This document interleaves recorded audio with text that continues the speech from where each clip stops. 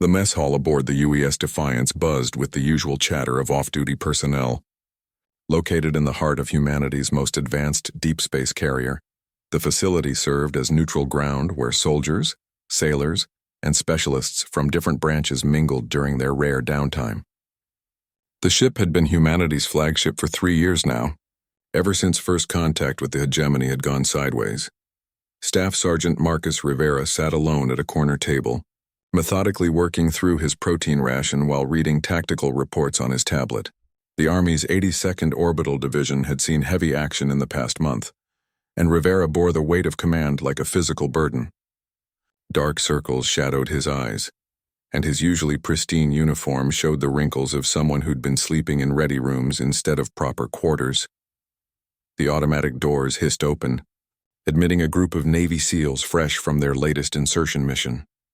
Their black fatigues still carried the faint scent of alien atmosphere processors, and their swagger filled the room like a toxic cloud. Leading them was Petty Officer First Class Jake Iceman Morrison, whose reputation for cold efficiency in combat was matched only by his arrogance in social situations. Morrison's pale blue eyes scanned the mess hall until they found Rivera. A predatory smile crossed his face as he nudged his teammates and pointed toward the lone soldier. The SEALs had developed a particular animosity toward the Army units aboard the Defiance, viewing them as inferior ground pounders who couldn't handle the precision operations that Special Forces excelled at. Well, Morrison announced loudly enough for half the mess hall to hear. Look what crawled out of the mud. How's it feel knowing real operators just cleaned up another mess your boys couldn't handle? Rivera didn't look up from his tablet, but his jaw tightened almost imperceptibly. The 82nd had lost 17 good soldiers in the Kepler 442 operation, and Morrison's unit had swooped in afterward to claim credit for the strategic victory. It was a sore point that had been festering for weeks. Morrison approached Rivera's table with his entourage trailing behind like hunting dogs. The SEAL's boots clicked against the metal deck plating as he deliberately invaded Rivera's personal space. Other personnel in the mess hall began to take notice, conversations dying as attention shifted to the brewing confrontation. "I'm talking to you, Sergeant," Morrison said, his voice carrying that particular blend of contempt and false friendliness that career bullies perfected. "Maybe you didn't hear me over the sound of your own incompetence." Rivera finally looked up, his dark eyes meeting Morrison's pale stare without flinching. "I heard you fine, Petty Officer. Maybe you should worry less about running your mouth and more about why your insertion team needed artillery support from my incompetent ground pounders to extract safely." The dig hit home. Morrison's jaw clenched, and his teammates exchanged uncomfortable glances. The truth was that SEAL Team 7 had gotten pinned down during their supposed surgical strike on the alien communications hub, and only Rivera's quick thinking with orbital bombardment coordinates had prevented a complete catastrophe. "That was tactical support," Morrison said through gritted teeth, "something you Army types wouldn't understand. You point and shoot at whatever's in front of you. We handle the complex stuff." Rivera set down his tablet and stood slowly, his 6-foot frame matching Morrison's height exactly. The SEAL was built like a swimmer, lean and fast, while Rivera carried the solid muscle of someone who'd spent years humping heavy equipment across hostile terrain.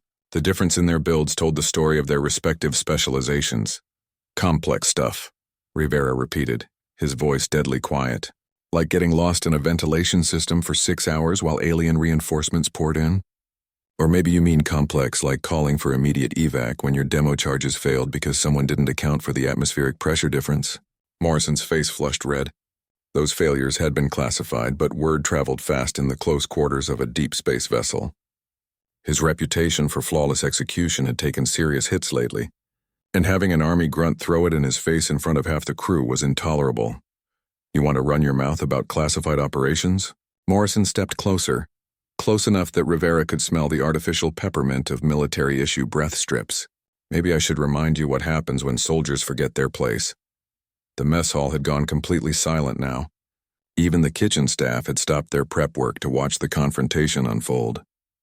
Tension crackled in the recycled air like static electricity before a storm. Rivera remained perfectly still, his hands relaxed at his sides. Years of combat had taught him to recognize when violence was inevitable, and Morrison's body language screamed aggression. The SEAL's shoulders were bunched, his weight shifted forward onto the balls of his feet. and his right hand had unconsciously drifted toward where his sidearm would normally rest. "The only thing I need reminding of," Rivera said calmly, "is why the Navy keeps sending boys to do men's work," Morrison snapped. His hand flashed up in a vicious backhand aimed at Rivera's face, the kind of casual slap designed to humiliate rather than seriously injure. It was a move calculated to establish dominance while maintaining plausible deniability. Just a little correction for an insubordinate soldier who'd forgotten his place in the military hierarchy. The slap never connected. Rivera's reflexes, honed by countless firefights against alien warforms that moved faster than human eyes could track, kicked in with mechanical precision. His left hand intercepted Morrison's wrist mid-swing, while his right drove upward in a devastating uppercut that started somewhere around his boots and carried the full torque of his rotating body. The impact sounded like a gunshot in the confined space. Morrison's head snapped back with enough force to lift his feet off the deck, and he crumpled to the floor like a puppet with severed strings. Blood pooled beneath his skull where it had struck the metal deck plating with a sickening crack. For a moment, nobody moved. The only sound was the steady hum of the ship's life support systems, and the faint ringing that seemed to hang in the air. After the violent collision, then, chaos erupted as Morrison's teammates rushed forward. Medical alarms began blaring, and security personnel poured through the doors with weapons drawn. Security Chief Lieutenant Commander Sarah Chen arrived at the mess hall 3 minutes after the alarm, her combat boots pounding against the deck plating as she took in the scene. Morrison lay unconscious in a spreading pool of blood, while medical personnel worked frantically to stabilize his condition. Rivera stood motionless, hands behind his back, surrounded by a half-dozen security officers with pulse rifles trained on his center mass. "Stand down, weapons lowered," Chen commanded, her voice cutting through the chaos like a blade. Her security team obeyed instantly, though they kept their positions around Rivera. Chen had seen enough brig time and disciplinary hearings to know the difference between malicious assault and justified self-defense. "Medical status," she barked at the chief medic kneeling beside Morrison. "Severe concussion, possible skull fracture, and definite traumatic brain injury," the medic replied without looking up from his scanner. "He needs immediate surgery if we're going to prevent permanent damage." Chen's experienced eyes swept the mess hall, taking in the positions of witnesses, the lack of overturned furniture, and the conspicuous absence of any signs of an extended struggle. Whatever had happened here had been brief and decisive. "Petty Officer Reeves," she addressed one of Morrison's teammates, "give me the short version." Reeves looked uncomfortable, his loyalty to Morrison warring with his oath to tell the truth under questioning. Morrison was just talking to the sergeant about operational stuff. Things got heated and Morrison went to discipline him. Next thing we knew, Iceman was on the deck. Chen nodded. The sanitized version was exactly what she'd expected from someone trying to protect his team leader, while not technically lying under oath. "Sergeant Rivera, you have anything to add?" Rivera met her gaze steadily. "Petty Officer Morrison attempted to strike me. I defended myself." With excessive force, Reeves interjected. "Look at him. That's attempted murder." "Enough." Chen's tone brooked no argument. "Security footage will tell us everything we need to know. Rivera, you're confined to quarters pending investigation. Everyone else, clear out. This mess hall is a crime scene until further notice." As the crowd dispersed and Morrison was rushed to the medical bay, Chen couldn't shake the feeling that this incident was going to spiral into something much larger. Tensions between the different military branches had been running high ever since the Hegemony War began, and a serious injury to a decorated SEAL would send ripples all the way up to Earth Command. Her comlink chirped with an incoming priority message. The sender ID made her stomach drop. "Admiral Helena Voss, commander of the entire Terran Defense Fleet." "Chen here," she answered. "Lieutenant Commander, I'm seeing reports of a violent altercation aboard your ship. Please tell me it's not as bad as it sounds." Chen grimaced. News traveled fast in the fleet, especially bad news. 1 SEAL in critical condition, 1 Army sergeant in confinement. Security investigation ongoing, but initial evidence suggests self-defense. There was a long pause before Voss responded. "I need you to understand something, Chen. We're expecting a hegemony probe fleet in this sector within 72 hours. Every ship in the task force needs to be operating at peak efficiency, which means I can't have my crew at each other's throats over inter-service rivalries." "Understood, Admiral. I'll fast-track the investigation. See that you do. And Chen, The Joint Chiefs are breathing down my neck about unit cohesion. If this turns into a public relations nightmare, heads will roll. Make sure one of them isn't yours." The connection terminated, leaving Chen staring at her comlink in the suddenly quiet mess hall. She'd been in the military long enough to read between the lines. The Admiral was under pressure from above, which meant she was looking for someone to take the fall if this situation couldn't be contained quietly. Chen made her way to Rivera's quarters, where she found the sergeant sitting calmly on his bunk, cleaning his sidearm with methodical precision. Most soldiers would be pacing or ranting about the injustice of their situation. Rivera's stillness was somehow more unnerving. "You know this is going to be a problem," she said without preamble. Rivera didn't look up from his weapon. "Yes, ma'am. Morrison's got connections all the way to the Pentagon. His father's some kind of defense contractor big shot, and his uncle sits on the Senate Armed Services Committee. You just put a very expensive, very connected operator in the hospital. He put himself there when he decided to assault a superior NCO."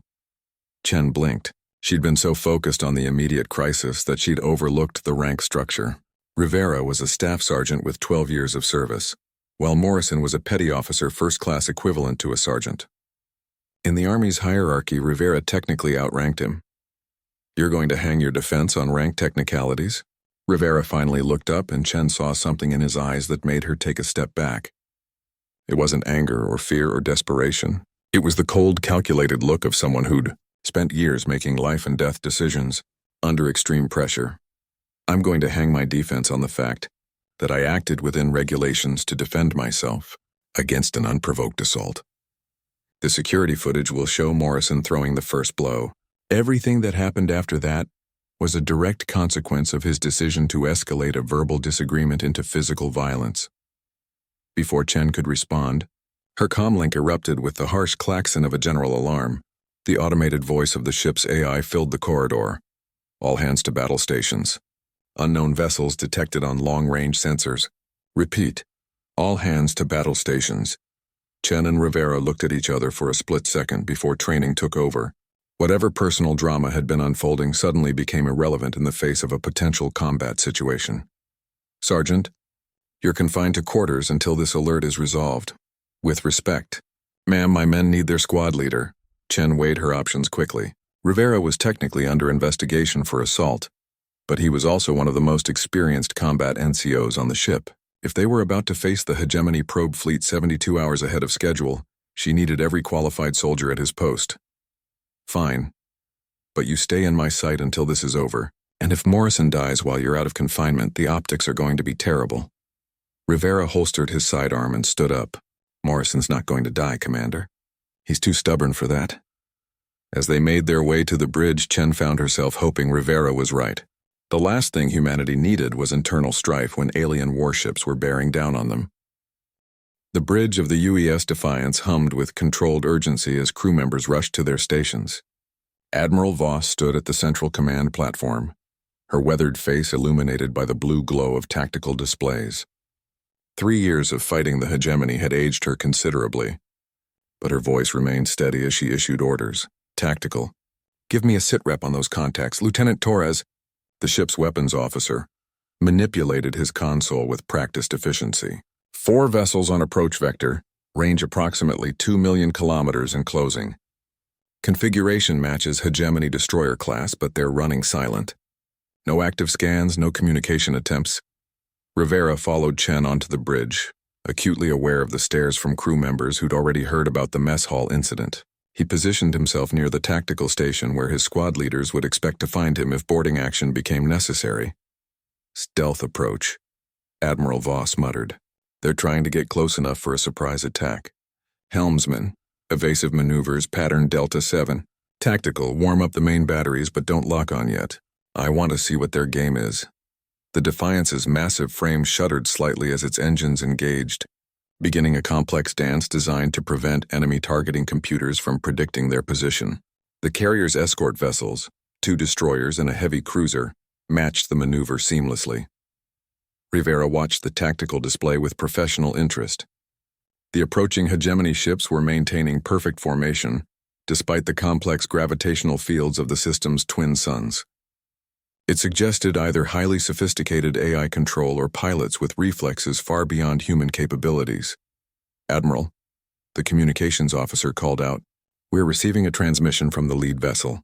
Audio only, unknown language, but the translation matrix is working on it. Put it through."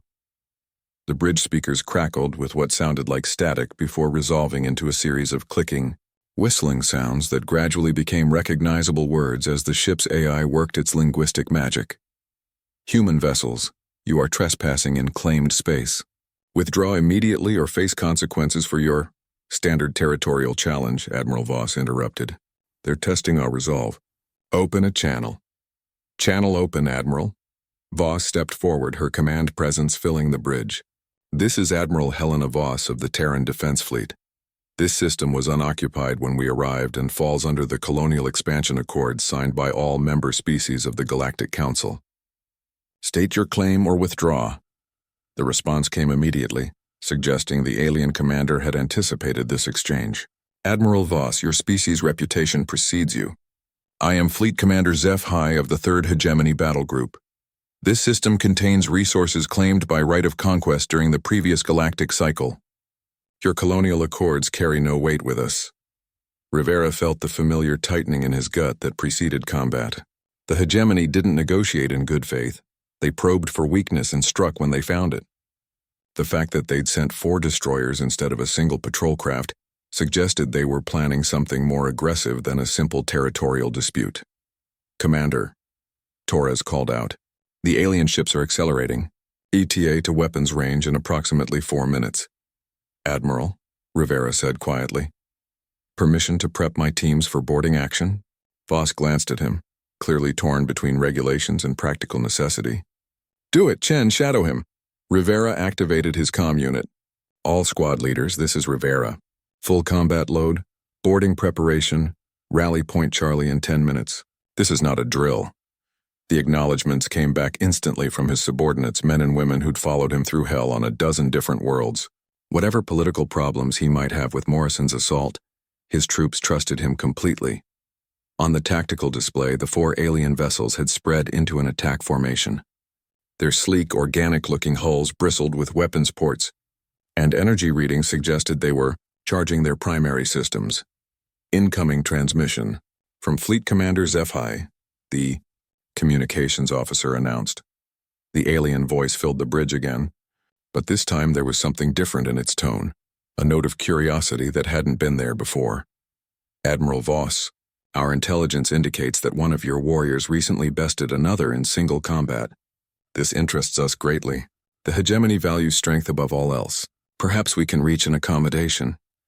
Every eye on the bridge turned to Rivera, who felt heat rise in his cheeks. Somehow, news of the mess hall incident had reached alien intelligence networks faster than it had traveled through human command structure.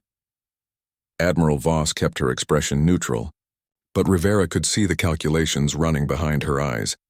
The hegemony's warrior culture was well documented. They respected strength and despised weakness in all its forms. If they viewed the Morrison incident as a demonstration of human martial prowess rather than a disciplinary problem, it might provide diplomatic leverage. "What kind of accommodation?" Voss asked carefully. "Trial by combat. Your champion against ours. Single vessel engagement.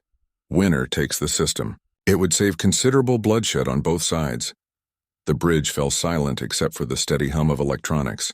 Trial by combat was an ancient hegemony tradition, one that human diplomats had been trying to understand for years. The aliens seemed to genuinely prefer individual contest to large-scale warfare, though they were perfectly capable of the latter when circumstances demanded it. "Admiral," Rivera said quietly, "I volunteer." "Absolutely not. You're under investigation for—" "Ma'am, with respect, if they want a champion, I'm the logical choice. I'm already involved and my record speaks for itself." Torres looked up from his console. "Admiral, the alien ships are holding position just outside weapon range. They're waiting for an answer." Voss closed her eyes for a moment, weighing options. The smart play was to decline the challenge and fight a conventional battle. Her task force outgunned the alien destroyers significantly, and Earth Command would approve of a straightforward military victory. But Earth Command wasn't here facing 4 alien warships with 2 million human colonists, depending on the outcome. And if the intelligence reports were accurate, the hegemony probe fleet was just the advance guard of a much larger force that would arrive if this encounter went badly. Fleet Commander HFY, Voss said into the comm, "What are the terms of this trial by combat?" "Simple, Admiral. Single ships, minimal crews. Combat until one vessel yields or is destroyed. The surviving commander claims this system and all its resources for their species." Rivera activated his personal comm unit. "Rodriguez, prep my combat armor and load out. Full boarding kit." "Copy that, Sarge. Want me to grab Morrison's gear too?" Rivera paused. Morrison was still unconscious in the medical bay, his condition stable but serious. Under normal circumstances, the SEAL would be the obvious choice for this kind of mission. His specialized training and equipment made him ideal for single-ship combat scenarios. "Negative. Just mine." Admiral Voss was still negotiating with the alien commander, hammering out details of ship class, weapons restrictions, and victory conditions. But Rivera could see the inevitable outcome. The hegemony had offered an honorable way out of a potentially devastating battle, and Voss was too good a commander to ignore that opportunity. The only question was whether he could live up to the challenge. The Defiance's armory buzzed with activity as Rivera suited up for what might be humanity's most important single combat in decades.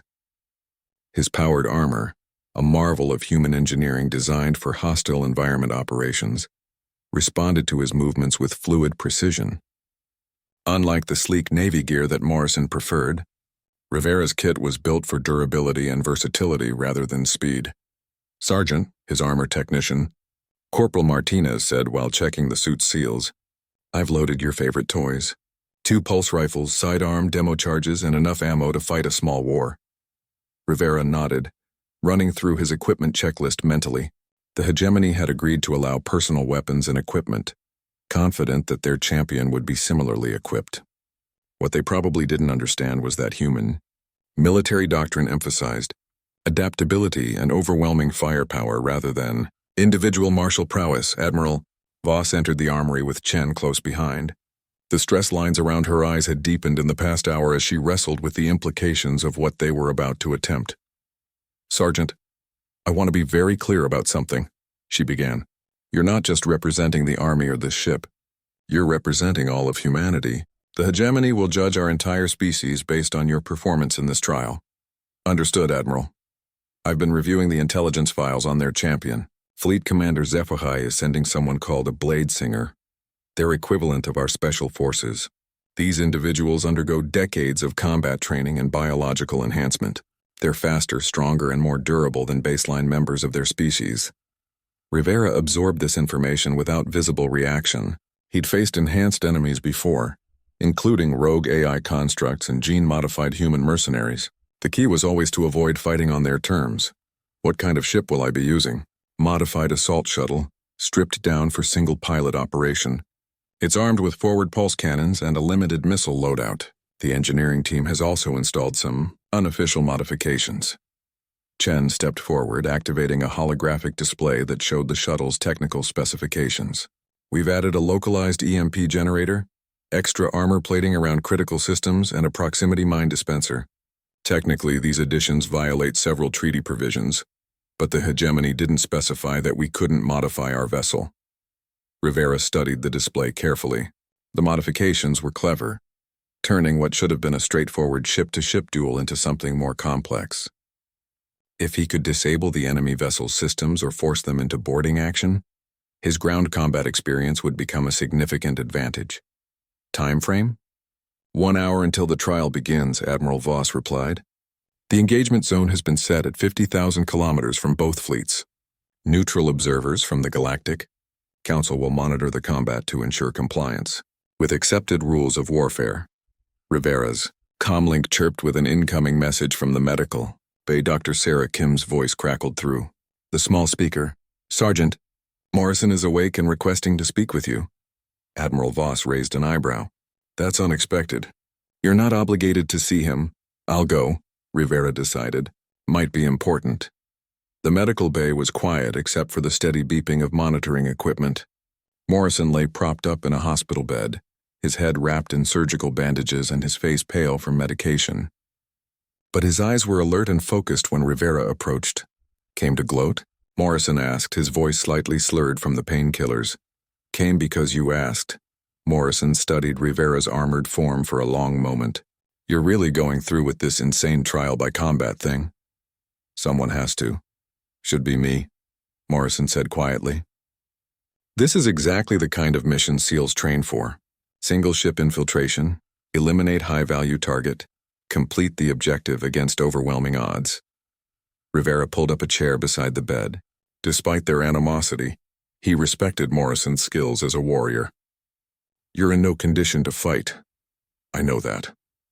Morrison's voice carried a note of frustration that went beyond his physical injuries. Look, Rivera, I was out of line in the mess hall. Way out of line. You could have killed me with that punch, but you pulled it at the last second. Rivera blinked in surprise. He hadn't expected Morrison to notice that detail, especially given his unconscious state immediately afterward. How do you know I pulled the punch? Because I'm still breathing and because Dr. Kim showed me the brain scans. If you'd connected with full force, my skull would have been in pieces. You had every right to defend yourself, but you chose to disable rather than destroy. Morrison paused, struggling with words that didn't come naturally to him. That takes a special kind of control. What's your point, Morrison?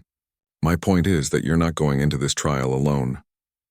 Morrison activated his bedside terminal with shaky fingers. I'm transferring all my operational files on ship-to-ship combat to your personal account. Tactics, technical specifications, psychological profiles of hegemony commanders. Everything I've learned in 6 years of special operations. Rivera stared at the data transfer notification on his armor's display. Morrison's files represented years of classified intelligence that could make the difference between victory and defeat in the upcoming trial. Why? Because you're representing all of us now, not just the Army. And because... Morrison hesitated, then forged ahead. Because I've been an arrogant asshole who forgot that we're all on the same side. The hegemony doesn't care about inter-service rivalries when they're planning to wipe out human colonies. Rivera stood up, suddenly feeling the weight of his equipment and the magnitude of what he was about to attempt. Morrison, if I don't make it back, you'll make it back, Morrison interrupted with surprising firmness. Know how I know? Because you're too damn stubborn to lose to some alien pretty boy who's never been in a real fight. As Rivera left the medical bay, he found Admiral Voss waiting in the corridor. Her expression suggested she'd overheard at least part of the conversation. Sergeant, there's something else you should know about this trial. The hegemony has been testing human military capabilities for months, probing our defenses and studying our tactics. They're not just interested in this system. They're evaluating whether humanity represents a genuine threat to their expansion plans. And if I lose? If you lose, they'll interpret it as evidence that humans are individually weak despite our technological advantages. It could trigger a full-scale invasion that we're not prepared to handle. Rivera felt the familiar calm that settled over him before combat operations. The stakes were impossibly high, but that just meant there was no room for doubt or hesitation. Then I won't lose, Admiral. As he made his way to the shuttle bay, Rivera found himself thinking about Morrison's words. The SEAL was right about one thing. This wasn't about inter-service competition anymore. It was about proving that humanity belonged among the stars, and that human warriors could stand against any challenge the galaxy offered. The shuttle waited in the launch bay like a predatory bird, its hull gleaming with fresh armor plating and weapon modifications. Rivera climbed into the pilot's seat and began his pre-flight checklist, each switch and system responding perfectly to his commands. In 30 minutes, he would face the best warrior the hegemony could offer. Everything that humanity had achieved in space, every colony and research station and trade route, hung in the balance of the next few hours. Rivera smiled grimly as he sealed his helmet and felt the shuttle's engines come online. He'd always performed best under pressure. The engagement zone hung empty in space, marked only by a network of sensor buoys that would record every detail of the coming battle. Rivera's shuttle drifted at the designated starting position, its engines idling while he studied the tactical display. 50 kilometers away, the hegemony champion's vessel waited like a coiled serpent. The alien ship was beautiful in the way that predators were beautiful, sleek lines that spoke of speed and lethality, with weapon ports that glowed with barely contained energy. Unlike human vessels that prioritized function over form, hegemony ships looked like they'd been grown rather than built. their organic curves suggesting some kind of living creature rather than mechanical construct. "Both vessels are in position," came the voice of the Galactic Council observer, a dispassionate AI that would ensure fair play. "Combat will commence in 60 seconds. Rules of engagement are as follows: victory by destruction or surrender of opposing vessel. No quarter will be given or expected. Combat begins now." The hegemony ship immediately accelerated to attack speed, its pilot clearly intending to use superior maneuverability to dictate the terms of engagement. Rivera had expected this. Morrison's files indicated that blade singers preferred quick, decisive victories that showcased their individual prowess. Instead of accelerating to meet the attack, Rivera killed his engines completely and oriented his shuttle nose down relative to the engagement plane. To outside observers, it would appear that he was either confused or cowardly. In reality, he was implementing a tactic that no hegemony warrior would consider: strategic withdrawal. The alien ship closed rapidly, its forward weapons charging for what should have been a killing blow. Rivera waited until the last possible second before triggering his modified engines at full burn, sending his shuttle diving below the engagement zone at maximum acceleration. The hegemony pilot's shots went wide, missing Rivera's position by hundreds of meters. But more importantly, the alien vessel's momentum carried it past the optimal firing position, forcing it to execute a wide turn to re-engage. Rivera used those precious seconds to analyze his opponent's movement patterns. The alien ship flew with mechanical precision, its course changes following geometric patterns that suggested either AI assistance or deeply ingrained training. There was no intuition or improvisation in its maneuvers, just flawless execution of predetermined tactics. "Clever," Rivera muttered to himself. But predictable. He oriented his shuttle toward the nearest sensor buoy and fired a single missile, not at the hegemony ship, but at the monitoring device. The explosion temporarily blinded both vessels' sensors and created an expanding cloud of metallic debris that would interfere with targeting systems. The alien pilot's response was immediate, and exactly what Rivera had hoped for: a straight-line acceleration through the debris cloud to maintain visual contact. It was the tactically correct decision according to hegemony doctrine, but it also made the enemy ship's position completely predictable. Rivera had been dropping proximity mines throughout his retreat maneuver, creating a three-dimensional minefield that would be invisible to anyone who hadn't been watching his exact flight path. As the hegemony vessel charged through the debris cloud, it passed within 5 meters of one of the hidden weapons. The explosion wasn't enough to destroy the alien ship, but it caused significant damage to its port thrusters and disrupted its elegant flight pattern. Suddenly, the blade singer found himself piloting a crippled vessel against an opponent who seemed to anticipate his every move. Rivera pressed his advantage, using his shuttle's superior armor to absorb return fire while closing to point-blank range. The hegemony ship was faster and more maneuverable when undamaged, but with its propulsion system compromised, it could no longer dictate the engagement parameters. The two vessels engaged in a brutal exchange of weapons fire, their hulls glowing with impact damage as energy weapons and kinetic projectiles found their marks. Rivera's modifications proved their worth. The extra armor plating absorbed hits that would have been fatal, while his EMP generator disrupted the alien ship's targeting computers at crucial moments. But the hegemony vessel was far from finished. Its pilot began using debris from the destroyed sensor buoy as improvised weapons, accelerating chunks of metal to devastating velocities using the ship's tractor beams. It was a tactic that Rivera had never encountered before, and it nearly caught him completely off guard. A piece of twisted metal punched through his shuttle's secondary hull, depressurizing the cargo compartment and triggering emergency warnings throughout the ship. Rivera sealed the breach and rerouted power from non-essential systems, but the damage was significant enough to affect his ship's performance. Time to change the rules, he decided. Instead of continuing the long-range duel, Rivera suddenly accelerated directly toward the hegemony ship on a collision course. The alien pilot, trained to think in terms of honorable combat between matched opponents, didn't expect such an apparently suicidal maneuver. At the last possible moment, Rivera triggered his ship's emergency teleporter, a piece of experimental technology that had been installed for crew evacuation purposes.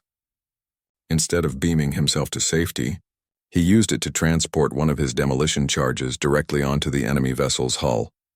The hegemony ship's shields were designed to stop energy weapons and kinetic projectiles, but they offered no protection against objects that simply materialized inside their defensive perimeter.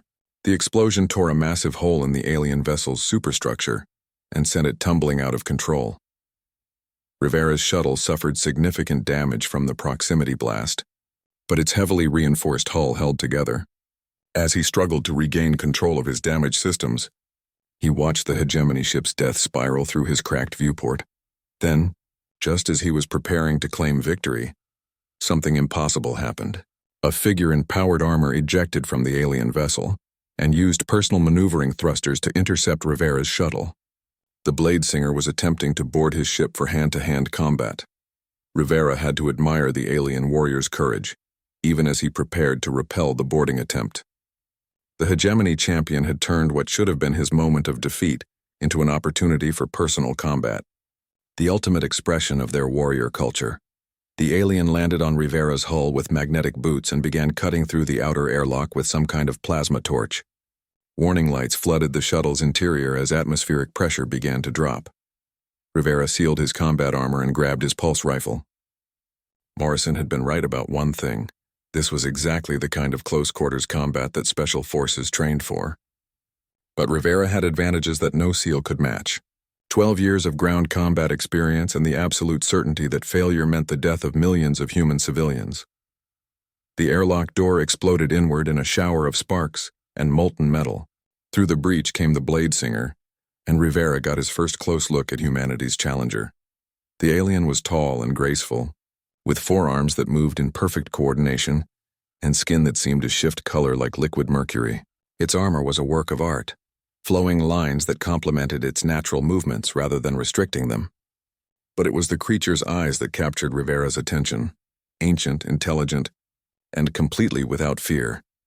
"Human warrior," the Blade Singer said in accented but clear English. "You fight with cunning rather than honor. This pleases me greatly. Let us see if your close combat skills match your tactical prowess." Rivera raised his rifle and smiled grimly behind his helmet's faceplate. "With pleasure." The confines of Rivera's shuttle became a deadly arena, as the Blade Singer flowed through the breach like liquid mercury given form. The alien's forearms moved independently, each wielding a different weapon, a plasma blade, an energy projector, a neural disruptor, and some kind of molecular whip that seemed to bend space around itself. Rivera's first shot missed by millimeters as the Blade Singer twisted impossibly, its spine bending in ways that human anatomy couldn't accommodate. The pulse rifle's energy beam scorched the bulkhead where the alien's head had been an instant before. The return attack came from 3 directions simultaneously. Rivera threw himself sideways, feeling the heat of the plasma blade pass close enough to his helmet to fog his visor.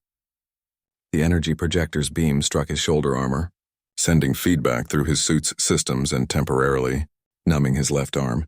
But Rivera had spent years fighting in cramped starship corridors and bombed-out buildings, where superior enemies held every advantage except experience. He used the shuttle's low ceiling to his benefit, staying in a combat crouch that forced the taller alien to bend awkwardly while maintaining his own mobility. "Interesting," the Blade Singer observed, its voice carrying genuine appreciation as it pressed the attack. "You fight like prey that has learned to hunt. Your species shows promise." Rivera didn't waste breath on replies. He triggered the shuttle's emergency lighting, plunging the compartment into strobing red illumination that would interfere with the alien's natural camouflage abilities. At the same time, he activated his armor's sonic dampeners, creating localized sound distortions that would make his movements harder to track. The Blade Singer adapted quickly, switching to thermal and electromagnetic sensors to compensate for the visual interference. But Rivera had expected this. Morrison's files included detailed information about hegemony, sensory capabilities, and their technological limitations. He pulled a flashbang grenade from his belt and triggered it at point-blank range, counting on his armor's protection to shield him from the worst effects. The Blade Singer's more sensitive perceptual systems weren't designed for such crude sensory overload, and the alien stumbled backward with what might have been the equivalent of a pained cry. Rivera pressed his advantage, closing to hand-to-hand range where his superior mass and human endurance would count for more than the alien's speed and grace. His armored fist connected with the Blade Singer's midsection, sending the creature crashing into the shuttle's navigation console. But the alien recovered with disturbing speed, all four arms working in coordination to grapple Rivera, while the molecular whip snaked around his legs. For a moment they were locked together in a desperate struggle of strength against leverage, human power against alien agility. The Blade Singer's plasma blade descended toward Rivera's helmet, its edge hot enough to cut through his armor's faceplate. Rivera caught the alien's wrist with both hands, his suit's servos whining under the strain as he fought to redirect the killing blow. "Your strength is impressive," the Blade Singer said conversationally, showing no signs of exertion despite the titanic struggle. "But strength alone will not suffice against centuries of training." Rivera said nothing, but he was thinking furiously. The alien was right. In a straight test of combat skills, the Blade Singer would eventually win. Its biological advantages were simply too great to overcome through human effort alone. But humans hadn't conquered half the galaxy by fighting fair. He released his grip on the alien's sword arm and instead grabbed one of the demolition charges from his belt. The Blade Singer's plasma blade swept down toward his head just as Rivera triggered the device's proximity fuse and jammed it against the alien's torso. Both combatants had exactly 3 seconds to react before the explosion would turn them both into expanding clouds of superheated. As the Blade Singer's eyes widened, the first expression of genuine surprise Rivera had seen from the creature.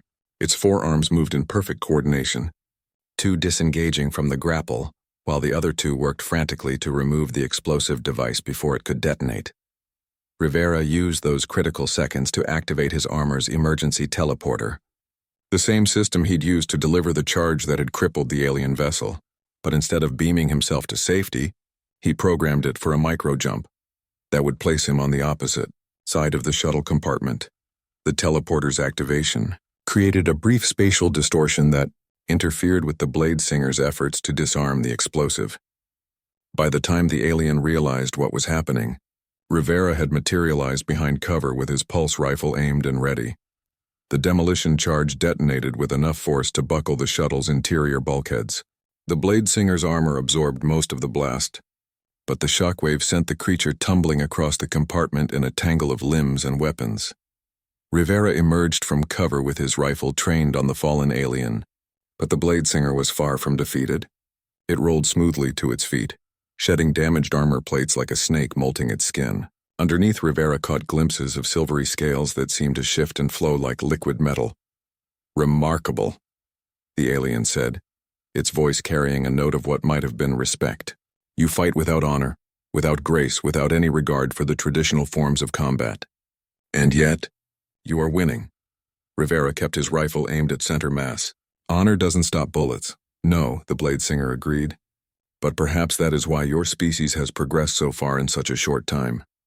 You do not limit yourselves to what is proper or aesthetically pleasing. You simply do what is necessary to achieve victory." The alien's remaining weapons powered down, and it straightened to its full height with a dignity that Rivera found unexpectedly moving. "I concede this trial, human warrior. Your victory is both earned and deserved." Rivera blinked in surprise behind his helmet. "Just like that?" "Just like that. The hegemony values strength above all else, and you have demonstrated a form of strength that we had not previously encountered. Your species fights not as individuals seeking personal glory, but as a collective organism dedicated to survival and advancement. It is instructive." Through his shuttle's damaged viewport, Rivera could see the alien fleet beginning to withdraw, their sleek vessels turning away from the human task force with what looked like respectful precision. The trial by combat was over, and somehow humanity had won. But Rivera couldn't shake the feeling that this encounter was just the beginning of something much larger. The Blade Singer's words suggested that the hegemony's interest in humanity went far beyond simple territorial disputes. "Tell me something," Rivera said as the alien prepared to leave. "Why did you really challenge us to this trial? Your fleet could have destroyed our ships without much difficulty." The Blade Singer paused at the shattered airlock, its ancient eyes meeting Rivera's gaze through his helmet's faceplate. "Because, human warrior, we have been watching your species for some time. Your rapid expansion, your technological development, your unique approach to warfare, all of it has been most fascinating to observe. And and the Hegemony Council wished to know whether humanity represented a threat to be eliminated or an asset to be cultivated. Your performance today has answered that question quite definitively. With that cryptic statement, the Blade Singer activated its personal thrusters and launched itself back toward its own crippled vessel. Rivera watched the alien's graceful form disappear into the darkness between ships, wondering what exactly humanity had just gotten itself into. 3 days after the trial by combat, Rivera found himself back in the Defiance's mess hall, sitting at the same corner table where the entire crisis had begun. His left arm was still in a regeneration sleeve from the Blade Singer's energy projector, and his combat armor bore enough scorch marks to tell the story of their desperate battle. The atmosphere in the mess hall had changed completely. Where before there had been casual inter-service rivalry and petty territorial disputes, now there was a sense of shared purpose that Rivera hadn't seen since the early days of the Hegemony War. Word of his victory had spread throughout the ship, but more importantly, word of what that victory meant for humanity's future had reached every crew member. Morrison entered the mess hall under his own power, though he still moved carefully and bore the pale complexion of someone recovering from serious head trauma. The SEAL's eyes found Rivera immediately, and he approached the table with none of his former swagger. "Mind if I sit?" Morrison asked. Rivera gestured to the empty chair across from him. "How's the head?" "Still attached, thanks to you pulling that punch." Morrison settled into his seat with a slight wince. "I hear you made quite an impression on our alien friends." "The Blade Singer was impressed that I fought without honor or grace," Rivera said dryly. "Apparently winning ugly is a uniquely human trait." Morrison laughed, then immediately regretted it as the motion jarred his injured skull. "Yeah, well, we've never been much for playing by other people's rules. That's probably why we've survived this long." Admiral Voss approached their table, her expression carrying a mixture of relief and concern that had become her default setting since the Hegemony encounter. She carried a sealed datapad that bore the distinctive classification markings of Earth Command. "Gentlemen," she said, taking a seat without invitation, "I've just received some interesting intelligence from our diplomatic corps. It seems that news of Sergeant Rivera's victory has reached the Galactic Council, and the reaction has been significant." Rivera set down his coffee cup. "Significant how?" 3 more species have requested formal diplomatic contact with humanity in the past 72 hours. The Crystalline Collective wants to discuss trade agreements. The Voidwalkers are interested in our military technologies, and the Eternal Assembly has invited us to send observers to their next council session. Morrison raised an eyebrow. "The Eternal Assembly? Aren't they the ones who've been isolationists for the past 1,000 years? The very same. Apparently they're fascinated by what they're calling our pragmatic warfare doctrine. The idea that humans fight to win rather than to demonstrate individual prowess has caught the attention of every major power in this sector." Rivera felt a familiar unease settling in his stomach. Attention from galactic powers was rarely a good thing for emerging species like humanity. "What about the Hegemony? Are they still planning to invade human space?" Admiral Voss consulted her datapad. "That's where things get really interesting.